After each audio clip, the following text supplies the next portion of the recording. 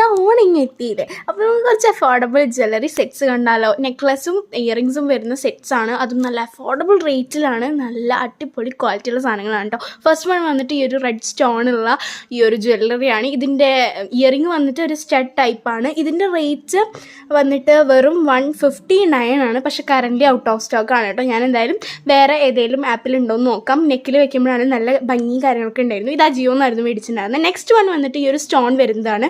Red, green, white, ഈ 3 തിളങ്ങുന്ന നല്ല അടിപൊളി. ഇതിൻ്റെ റേറ്റ് വെറും 204 ആണ് ഞാൻ മേടിക്കുമ്പോണ്ടായിരുന്നത്. ഇപ്പോൾ 190 ആയിട്ടുണ്ട് കേട്ടോ. ഇത് ഫ്ലിപ്കാർട്ടിൽ നിന്നായിരുന്നു മേടിച്ചിട്ടുണ്ടായിരുന്നത്. റേറ്റിന് പറ്റുന്ന നല്ല അടിപൊളി ക്വാളിറ്റിയുള്ള മാലയായിരുന്നു. എനിക്ക് പേഴ്സണലി നല്ല രീതിക്ക് ഇഷ്ടമായി. ഇതിൻ്റെ കമ്മൽ വന്നിട്ട് ഈ ഒരു ഹാങ്ങിങ് ടൈപ്പായിരുന്നു. റെഡ് സ്റ്റോണും പിന്നെ ആ ഒരു നെക്ലസുമുള്ള ആ ഒരു ഡിസൈനിലുള്ള ഹാങ്ങിങ്സും ആയിരുന്നു. നെക്കിൽ വെക്കുമ്പോഴാണെങ്കിലും നല്ല തിളക്കും നല്ലൊരു ബ്രൈറ്റ്നസ്സും ഫേസിന് ഫീൽ ചെയ്യുന്നുണ്ടായിരുന്നു.